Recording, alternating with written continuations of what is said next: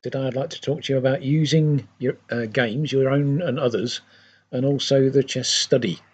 And I'll just run through some examples of each and how to tackle them.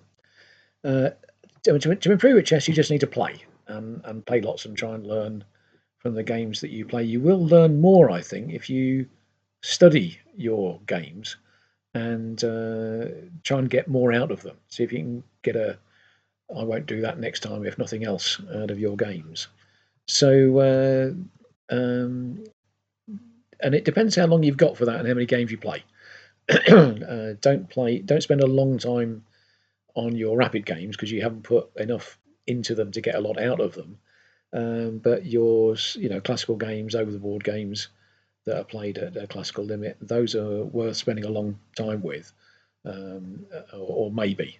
Um, if you've only got a few minutes to have a look at a game, maybe a rapid game, if it's played on Lichess, you're laughing. You've got it on Lichess already. But first step, enter the moves into Lichess study.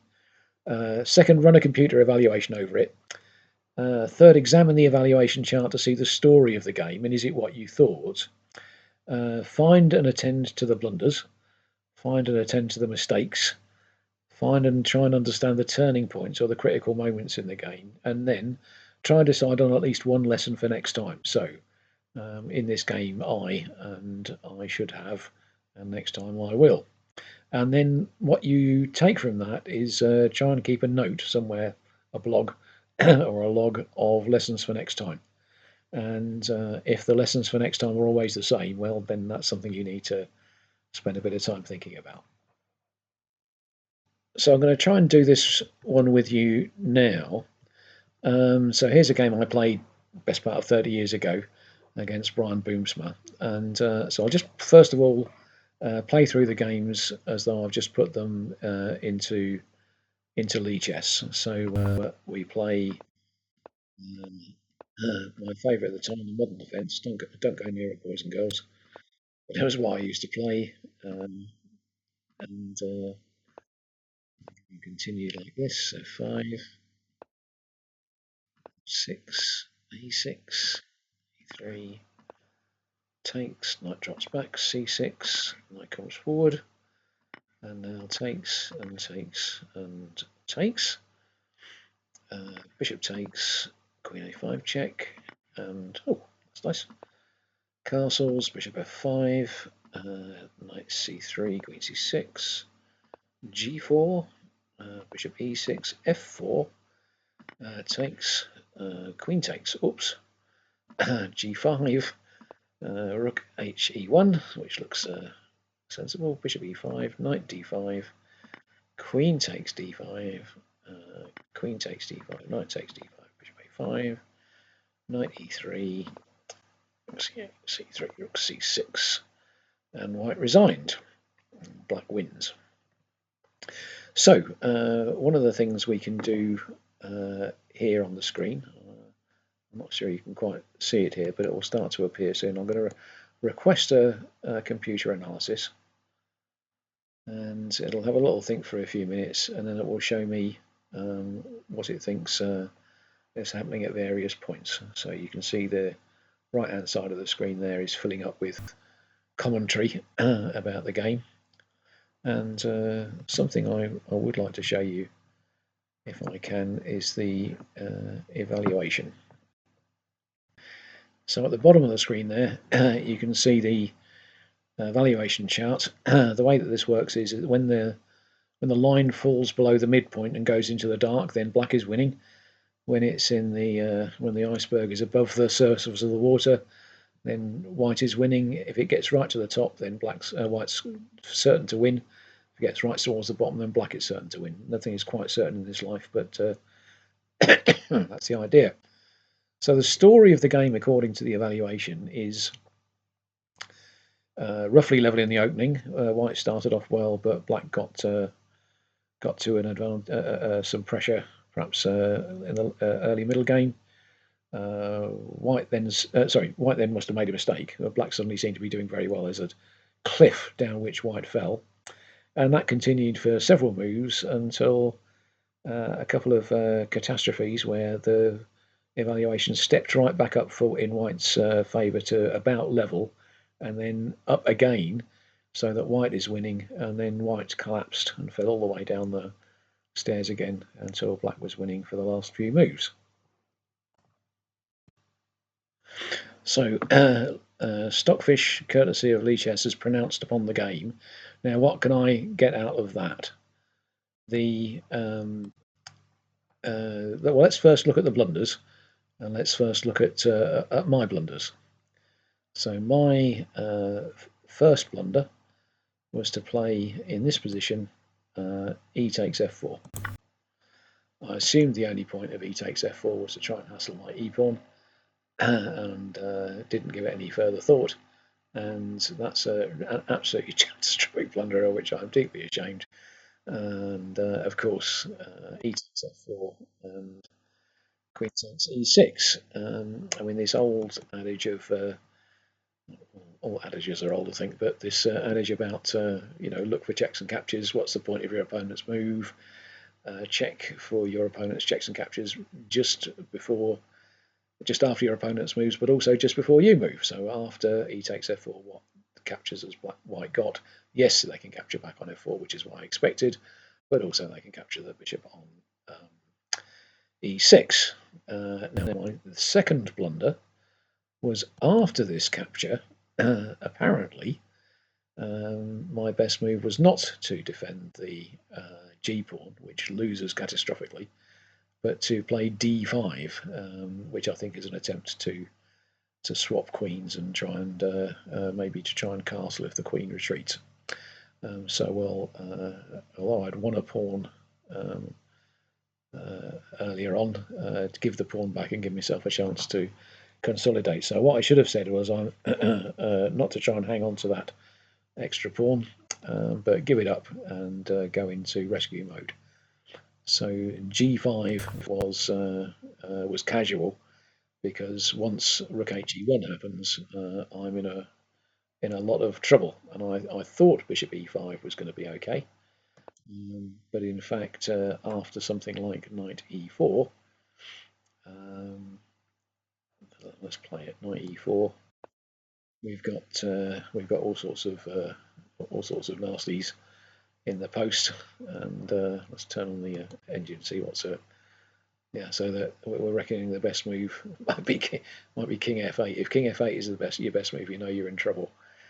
So there's all sorts of trouble to be had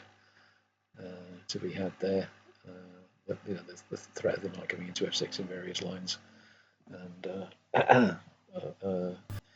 even if it can be captured, the queen recaptures and the rook in the corner is in trouble. So that was my second blunder.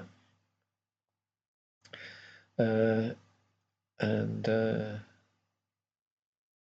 I thought that's only two blunders. I thought there must have been more than one, but actually that's one blunder and then a second blunder on the evaluation chart.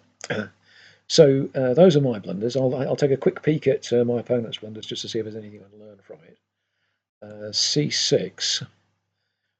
So knight ce4 must have looked safe enough. The thing to spot here is not just that. So c takes d4. Sorry, c takes d5 here is a fork of the knight and the bishop, but the knight can run away and then the bishop can run away.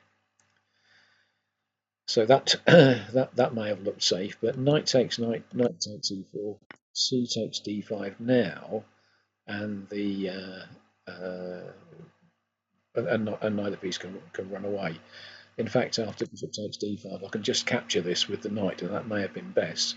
But I went for the flashy queen a5 and queen takes to get another piece on the in the game. And Black's clearly winning here with a strong centre, two bishops, extra piece. So that what White missed there, I don't know. He might have told me after the game, but it's 30 years ago. I can't remember. And that was more than enough. Okay, so let's now look at the mistakes. Actually, no mistakes from me, but one inaccuracy, and the inaccuracy in the opening was to play e5 actually. So I thought e5 was a very sensible way of following up. I was sort of trying to create some either a blockade or some aggro on the dark squares, and so I thought e5 was best, but maybe a developing move, so Stockfish with knight f6 is best before then. Not That's something I'm going to have to think about. Even actually after knight f6, the Stockfish reckons that white's doing very well, and after e5 even better. So actually this is a poor position for black, which I wouldn't have realised. So let's go back a bit after h6, knight c6.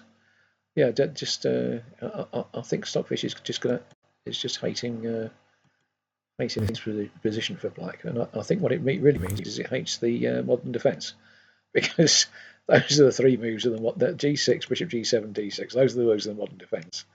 And after knight f3, it doesn't like much for black. Knight f6 is translating to the what everybody calls the perk, but I think is supposed to be pronounced the Piert's defence is best with knight f6, but it doesn't like that much better than anything else. So, well, actually, if it just hates it, then knight c6 and e5 may not be too bad a way to play, but knight f6 getting into a perk or a Piet may be best. So what do I take away from that? What's the thing not to do next time? I mean, I think it's that bit about relaxing when you're winning. Having won a piece, what can you usefully do is just be much more careful, because your opponent's going to be trying as hard as they possibly can to get you to blunder. But there is perhaps something that I could learn about the opening as well. Anyhow, so that's how to analyse your own games when you don't have too much time, and that's the sort of the 10-minute version. Here's a much more substantial game played at about the same time in the mid-90s against a much more substantial player. And if you wanted to analyse a game like this, I think you'd do it differently. So let me show you the game, and then we'll talk about how to do it a little bit more properly. So the game went like this. King's Indian attack from white, which was me, and played it a bit more like a Philidor than a King's Indian attack. Reverse Philidor position, which I think is fine. Actually got the... Let me turn that off. You're not supposed to have that on, yeah. F6. So not h5. Critical move. Bishop g5, f6, bishop e3, knight f4. Okay, d1, and so on. We swapped on f4. Got the knight in, bishop retreated, knight f5, queen e8, g3, and f3. Ooh, that stung a bit. If I take the f pawn, then I'm losing the knight. So bishop d5, bishop d3, knight e5. Might be losing the bishop pair. So takes, rook fe1, bishop e6, bishop f1, queen h5, b4. Takes.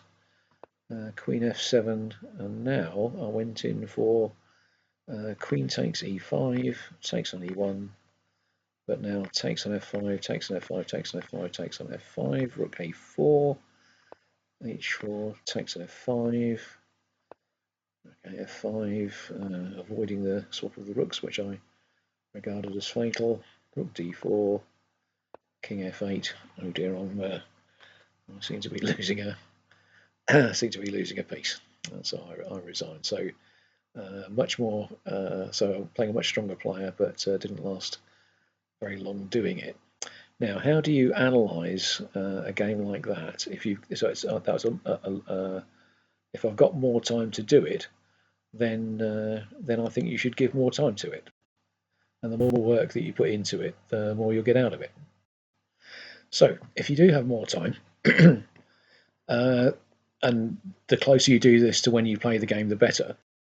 The first thing to do is not to touch the computer at all. Bang it into Lichess by all means, but don't touch the engine. First of all, try and remember what you thought about during the game. Enter the variations and alternative moves that you remember thinking about, and add as many exclamation marks and who had the advantage and how much advantage. Add as many of those as that you can remember thinking about as well.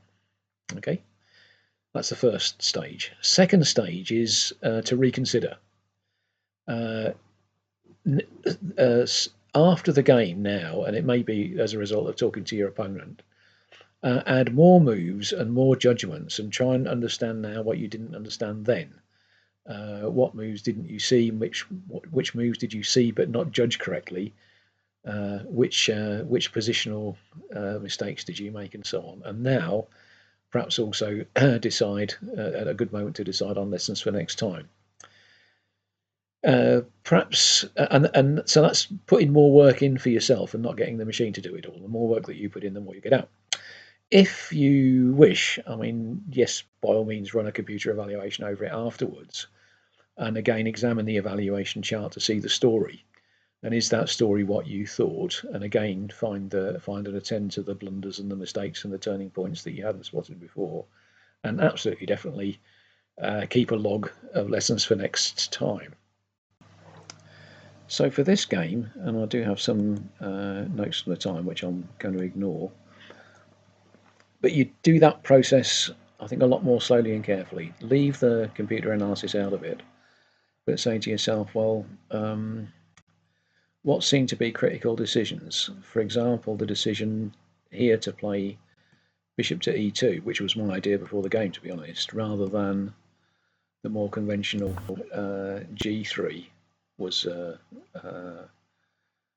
critical moment, or at least an important decision that was taken. I think also after knight to h5, I was slightly in love with a game played by Botvinnik against a Hungarian player whose name almost certainly isn't pronounced Silagi.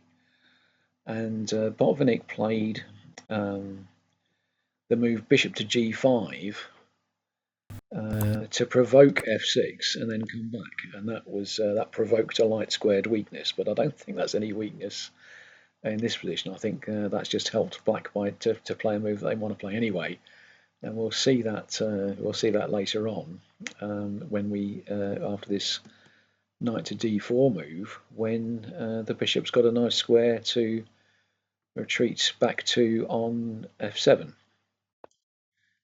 So that's a thing. There are other key decisions here. I mean, obviously, I think an absolute lemon is g3. I mean, and I can remember being rather shocked when the pawn moved forward to f3 because I hadn't realised I couldn't take it. That's just one question mark. No, I think I'll give that one to f3, and from this position. I mean, that seems reasonable. What else did I think was rubbish?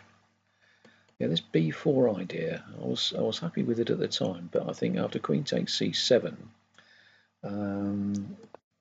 queen to f7, I think I'm much better off here playing queen takes f7 and recaptures with something, presumably the rook, and now rook here. If Black wants to pick up the pawn here to save this pawn, then I win this one, I think. And with opposite coloured bishops, there is some drawing chances, but there's also winning chances if you're the attacking player. Now, I was unhappy in this line with the idea that the rook would come down here and this bishop would come here. So I avoided this line.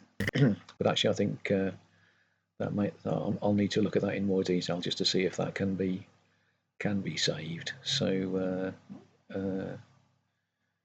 what can we play here? Takes.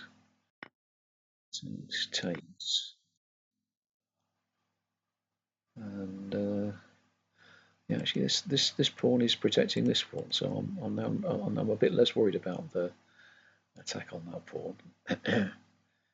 And maybe the thing to do is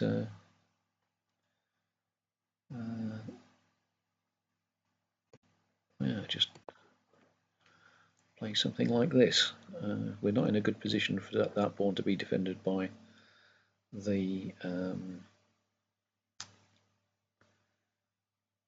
bishop, but on here and here looks a problem. Anyhow, so what I'm trying to do is model what you do after the game. To say you try and find the crucial moments, find the crucial decisions, find the mistakes, and see what's going on, and really sort of think through how you might do things differently next time. So I think, well, clearly there's a better opening line needed.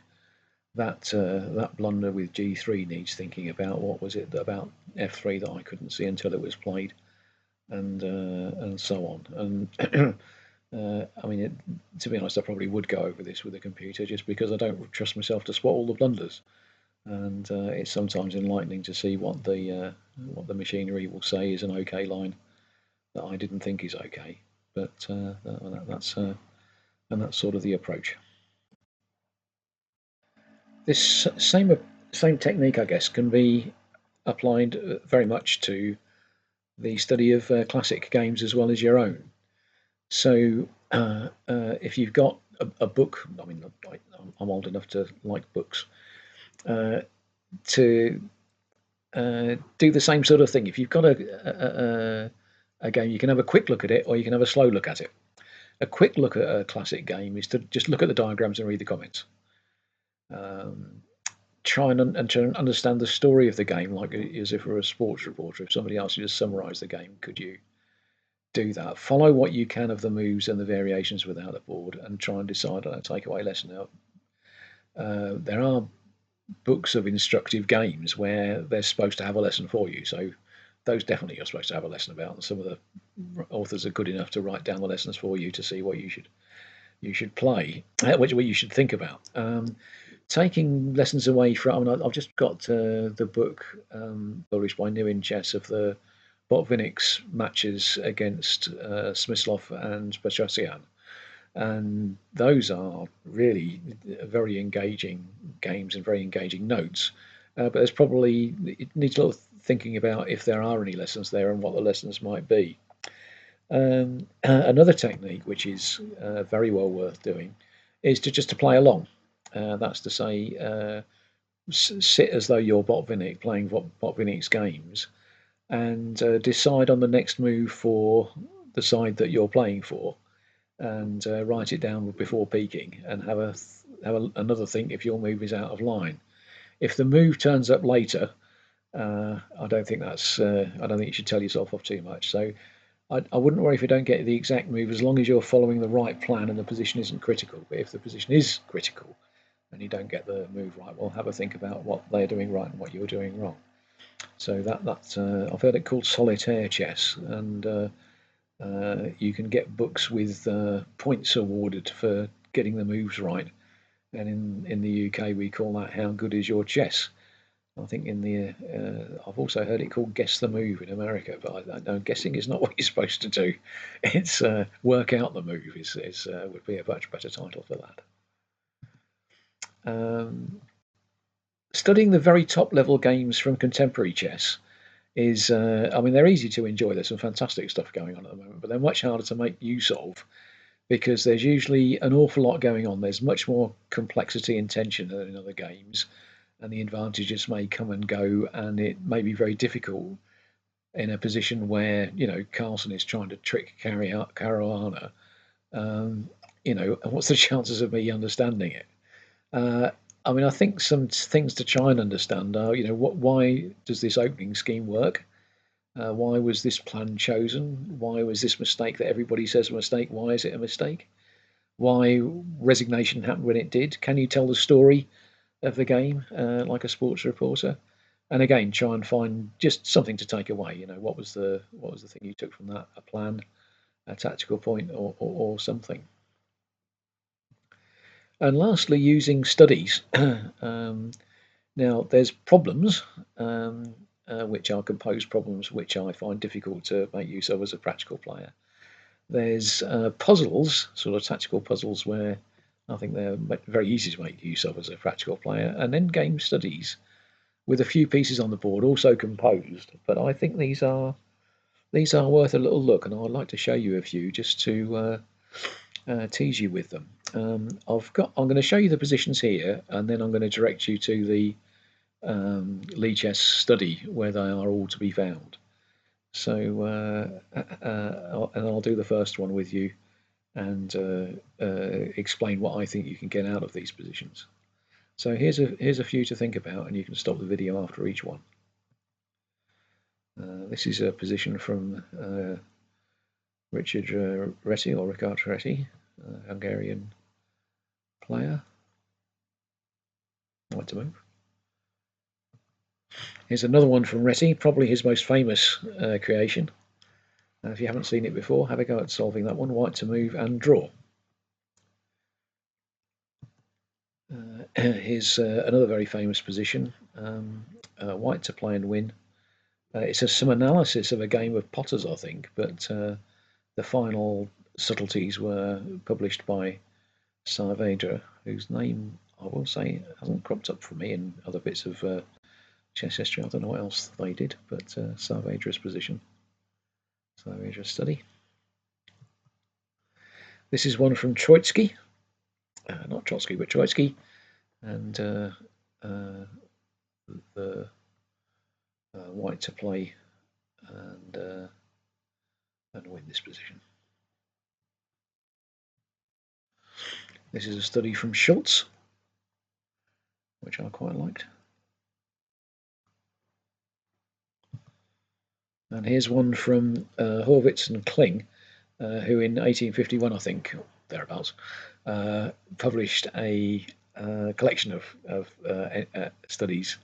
A very unusual, unnatural position, but actually working out how you win it, there is some benefit in doing the spade work. So that's one from Horwitz and Kling, and one later one. One of my favourites, actually. I think this is a terrific thing from Rink. I wish I knew more studies like this, but this is a favourite.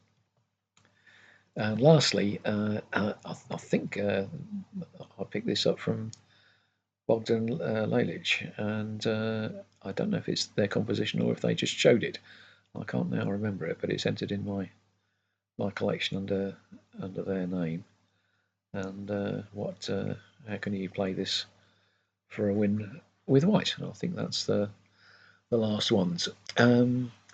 Again, try doing it without moving the pieces. Try doing it writing down your solution. Make sure that they require some minutes thought, and that you don't quite get every study at this level right. So the first ones I've shown you are kind of easy, and the later ones are much trickier. And see how you get on with it. If you can't solve them without moving the pieces, well, move the pieces. That's not a problem. It's the exercise of stretching your brain that we're trying to do, and like a muscle, it may get better. Anyhow, so do tackle those studies, and I'll just discuss one or two of them just to see what you can get out of them. So back at Lichess, and having a look at that first one I showed you, a study by Reti. It's white to play and win, and now the threat, of course, is for black to play g6 to g7, g7 to g8, win a rook and declare a draw.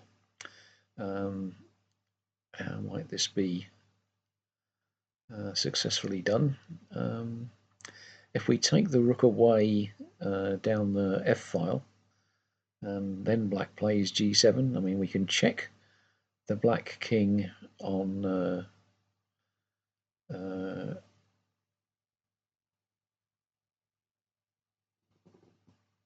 h8, and the king might move to g3, and then we can check it again. The king might move to f2, and there are some difficulties for white in keeping that going. At some point, we may have to throw in a piece, and that's the endless checks are not endless by any means. If the king steps away from the f file, then the rook needs to rush back to the g file to stop the pawn from queening. So that doesn't feel like that's a solution, although that may be the one that you're most likely to try in a game. But in fact, I think White's here has got a rather nifty way of concluding this position. Again, try this without moving the pieces. You play for the first move rook to f3, and if the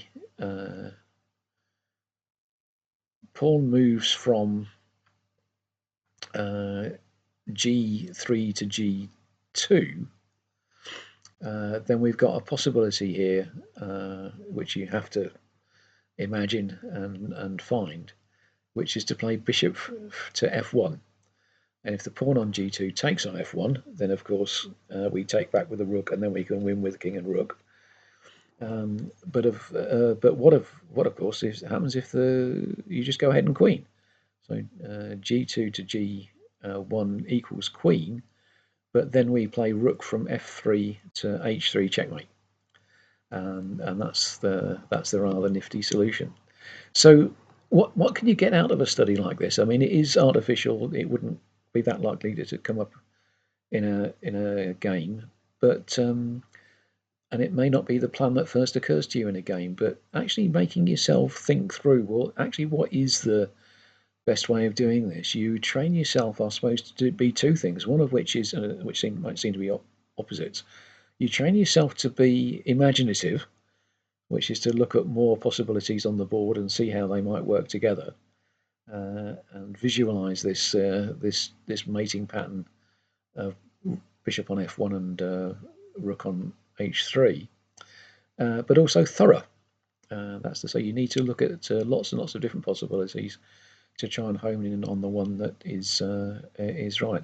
Now, if you can do that in a study, the hope and belief is that you will get better at doing that in a game. And lots of top trainers and grandmasters say, well, actually, yes, doing studies is good for you, and it may be a little bit like doing exercise, that it doesn't always feel that great. But no, I think studies really are great. They're to see someone else's creativity and imagination in producing these things. I just think it's a blast, and I'd be very sorry if you didn't get some sort of pleasure out of these positions. And just as an example of another one, which is absolutely terrific in my view. I'll start it off for you. I won't solve it for you, but see how this one goes. This is the rink problem, which I do very much like. We've got rook and bishop taking on a queen, and the king is in the a little bit exposed there. How on earth can we make trouble for the black army here? If the queen gets out and fighting, we are going to be in some trouble, I think. Well, certainly not winning, but we can play this for a win for white once you hit on an idea. And the idea is, well, have a little think, but the idea is to start off with a move like rook from a5 to a8, and after rook to a8, we're attacking the queen, which is nice. So the queen has to move and can't do what it wants. But I hope you've seen the point.